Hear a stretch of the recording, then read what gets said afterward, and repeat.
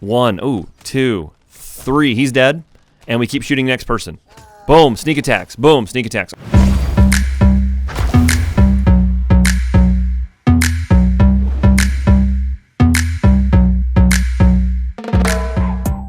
If you like RPGs like Baldur's Gate 3, Pathfinder, Kingmaker, Solasta, Crown of the Magister, and of course Pathfinder Wrath of the Righteous, then make sure you subscribe to me here on YouTube and check me out over at twitch.tv/thearcaneagent. If you don't like those kind of video games, then why are you watching this video? If you're looking for the build description, my awesome subscribers here on YouTube actually write it all up and edit it and put it inside of one of the comments, and I will pin that for my subscribers. And so if you're looking for it, it should be available within the next 38 seconds. Now, this is one of those builds that I am really excited about because everybody on my stream loves it, and I'm actually naming it after one of my Twitch subscribers, and I believe he's a tier 2 subscriber.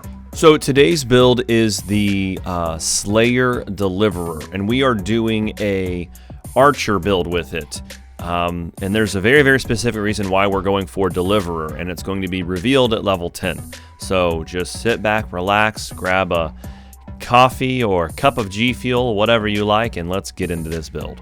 So at level 1, we're going to be going for a human because it's going to give us 2 feats at level 1. Some people would go for elf or for half elf, but we're going to go for human.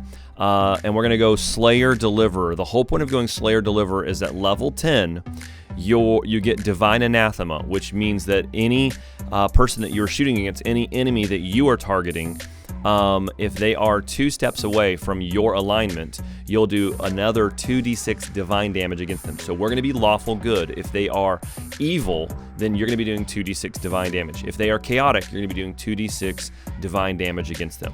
Our DD is going to be Abadar because it allows us to be lawful good. Our skills, we're going to put all our racial bonus here as a human into dexterity. We're going for strength of 14, dexterity 14, constitution of 7, because I don't really plan on getting into range to be taking damage or having constitution saves done against me. Intelligence is 14, that's for skills. Wisdom is 7, charisma is 14. You could change these 2 around, but I like to have a little bit more charisma here.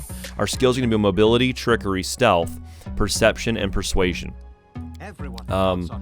Our character name is Barry, named after my Twitch subscriber at twitch.tv/thearcaneagent, and you've got to go lawful good. It is imperative. It is the most important thing for this build is lawful good. At level 2, you're going to be using Slayer. You're going to be going Slayer the entire time, putting all these points into trickery, stealth, all that stuff down here.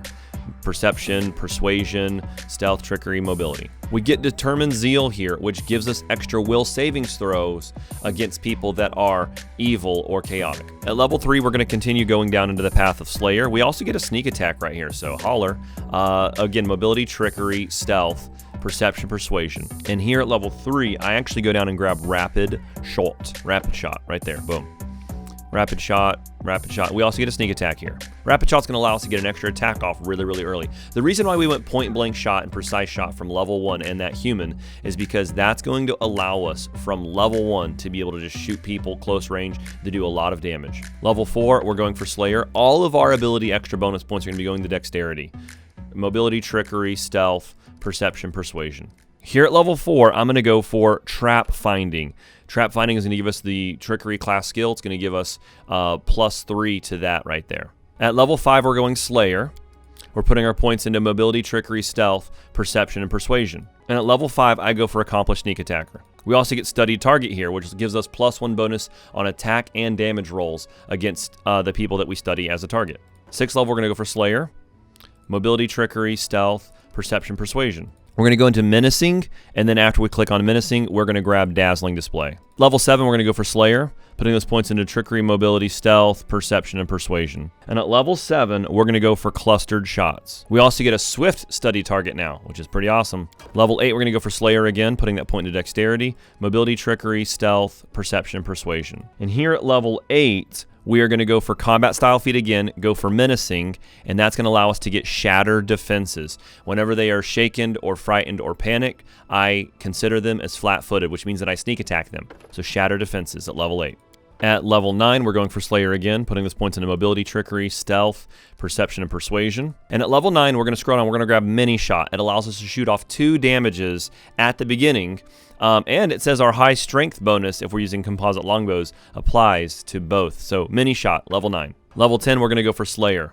Slayer for the mobilities, trickery, stealth, perception, persuasion. I'm going to persuade some people. We also get advanced talents unlocked here, but we also get Divine Anathema, which is integral towards this build. This is the whole reason we're doing it. We now will do 2d6 points of divine damage towards anybody that is not lawful or good, if they are chaotic or if they are evil. So neutral really doesn't work. Now this stacks on top of your regular bow damage, your strength composite longbow damage, and your bow damage that does any kind of elemental damage to it. So if you've got a bow that does 1d6 acid, it stacks with this 2d6 divine. Holler at your boy. Level 11, we're going to go for Slayer again. Mobility, trickery, stealth, perception, persuasion. At level 11, we're going Slayer, putting these points into mobility, trickery, stealth, perception, persuasion. And then we're going to go down here and we're going to grab improved precise shot. This is going to allow me to go through concealment whenever I'm firing my bow and arrow. Your ranged attacks ignore the mischance granted to targets by anything less than total concealment. Total concealment provides their normal benefits against your ranged attacks. This is like blind fight, but for bow people. At level 12, we're going to go for Slayer, putting that ability bonus point into dexterity, of course, mobility, trickery, stealth, perception, and persuasion. Here at level 12, we're going to grab that combat style feat, we're going to grab menacing, and we're going to grab dreadful carnage. Whenever I kill people, it's going to automatically demoralize all enemies within 30 feet as a free action. This then gives them the shattered defense thing to where I'm going to be sneak attacking them because of shattered defenses. So dreadful carnage here. Level 13, we're going to go for Slayer again, mobility, trickery, stealth, perception, persuasion. And at level 13, we're going to go for improved critical on the longbow. On the longbow down here, right? We want to be getting the crits on them a lot more. We also get extra movement with Slayer's Advance. I've never used it. Level 14 is Slayer. Again, mobility, trickery, stealth, perception, persuasion. And we are going to get crippling strike. We now do 2 points of strength damage whenever we sneak attack people. We'll also get Quarry, which allows us to do a +2 insight bonus on attack rolls made against the quarried person, okay? Yeah, and all critical threats are automatically confirmed. Pew, pew. We're going crit a lot. Slayer, 15. Mobility, trickery, stealth, perception, persuasion. Here at level 15, we are going to go for weapon focus. Yeah. Weapon focus, longbow. We now have +1 to attack rolls. We also still have that study target. I don't know. Level 16 is Slayer, getting that extra point into dexterity there. Mobility, trickery, stealth, perception, persuasion. And we get blinding strike. Our critical hits now blind people. They have to do, I think it's a constitution, like a fortitude roll. So we're going to go for blinding strike here at level 16. Yeah, we're going to blind them, right, which gives us blinding critical. It is a fortitude save. I was right. So it's 10 plus my base attack bonus. But when we crit them, we fortitude them. We fortitude blind them. And then, of course, at level 17, we're going to go for Slayer, mobility, trickery, stealth, perception, persuasion. And at level 17, I get Hammer the Gap because it adds extra damage. I don't know if it works for ranged attacks, but we're grabbing. There's not much else to grab here at level 17, so Hammer the Gap. So let's gear this guy out, go down into the Beneath the Stolen Lands, and pew some stuff. Pew, pew. So let's look at our gear real quick. I've got a helmet that gives me extra perception. I've got a natural armor 3 on, shepherd's armor, light armor that gives me like +5, 8 armor class, but it also gives me +2 bonus on attack and damage rolls with short bows and long bows. Dexterity belt +4, trap springer gloves that give me trickery checks, a cloak of resistance +4, ring of law, which is a deflection of AC, and immunity to confusion and fear. That's good. And only lawful characters can equip it. So good job, Barry. And the ring of evasion. I can now do evasion, right?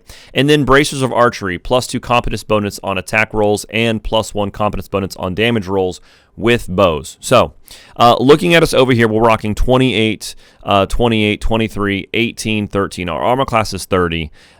We do 8 to 15 damage is what it says. But I want to show you guys how much damage this guy does. I'm also going to haste him up. So we're going to throw a haste at him just so you can see him doing 1 extra attack because, you should have haste by level 17. on one of your characters. If not, you're not playing the game correctly. This puts me up to 29, 29, 29, 24, 19, and 14. So 6 attacks right there with the bow. As you can see, I have, I don't even have Quarry down here. What am I doing? I've got my study target Swift. It gives you actually 2 of them. So you got to make sure that you're using the Swift one and not the original study target. That's important. And I've got Quarry on my attack bar here. I never use this Slayer's Advance, but it makes you move faster, so why not use it? You know, there we go, boom. But as you can see, I have Blinding Critical enabled, and I have Rapid Shot enabled, so we're going to be going in here and pewing on some people. Now, I've got my tanks out in front of me because I'm playing a ranged character, so they're going to be my meat shields as you would be doing this in a real game. Your Barry character, your Slayer Deliverer, would be on the back line, okay? So I've got my meat shields coming in first. Barry's up. I'm going to use my study target Swift right on this guy right here, on the Summer Golem. Boom, he's been studied target. And now I'm going to pew him, right, with my bows. 1, 2, 3, 4, 5. Now, let's count this all up. As these guys come over here, let's count this up. So looking at all that damage together right there that we did, that Barry did, he did 234 damage in 1 round. Now, he critically hit him, the Summer Golem, which did 64 damage. It did 1d8 plus 15 times 3. Okay, now when we critically hit him, it actually made our Divine Anathema damage critically hit. 2d6 plus 5 times 3. So we did 38 damage there. Now, when we critically hit him, it says that he succeeded his saving throws. So we did not blind him. He is dazzled, though, so he has a -1 penalty on all attack rolls and sight-based perception checks. I had to move Barry back some because he got attacked in a round. So right here, we are going to, again, Swift study this Summer Golem, okay? And we're now going to attack this Summer Golem. 1, 2, 3. He's dead. And we keep shooting next person.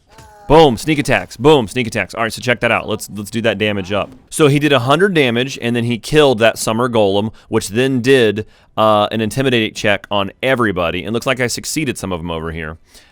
Which now makes me start, when I start attacking this Frost Giant, I started doing some strength damage because of Crippling Strike. So in that round, we did 192 damage, and now this guy is shaken. So we did some critical hits towards him, right? We had some not critical hits, we did sneak attacks towards him, which again starts taking his strength away. So with high resistance or high HP targets, you can actually kill them with strength damage if you take their strength down to 0. All right, we're back on Barry. Back on Barry, band name. We're going to Swift study this Bro Beans over here, and now we're going to pew him down, right? He is going to die. Hopefully he dies in this round. All right, here we go. Sneak attack, sneak attack, sneak attack. He's dead, and we're already shooting at the next guy over here. Boom, 12 damage. Yay. All right, so let's look at that again. We did 161 damage in that round. So we're going to use, my tanks are dying, but luckily I have my Leopard, and he's super, super tanky. So again, I'm going to Swift study this Bro Bean right here who's already lower on HP, and now we're going to pew him down. 1, 2, 3, dead, killed. 4, 5, miss. Yes, miss. Again, we did 113 damage in that round. All right, Barry, take us home. Country Roads. Study target Swift. And, you know, if we had done the Quarry, we'd be doing some extra attack rolls and critical threats against all of him. But now we're going to pew him down. Ooh, that damage is so good. And then he kills him, right? And now he's sitting here. And now, of course, my tanks, they died here. But my tanks took all the meat damage stuff. And Barry just sat back. All of those characters were killed by Barry. He is high damage. Really, really fun. He's kind of a set-it-and-forget-it character. You don't have to buff him up a lot. You don't have to make him cast a whole bunch of spells for him to do consistent damage. And I think he has done the most damage out of my entire party. I want to take this character and I want to mess around with doing this with also a ranger and a pet, but I think that the divine damage that he does per round really, really increases his overall damage per round. The divine anathema stuff is crazy. I did use this character also make a sword and shield bash build, so I will make that video soon for you guys. I wanted to say thank you so much for watching this video. Again, check me out over at twitch.tv/thearcaneagent. agent. Because I've got 10,000 subscribers right now on YouTube, but I've got 1,200 followers over on Twitch. So let's get that ball rolling. And if you have Amazon Prime, come over there and use your free Amazon Twitch Prime sub on me.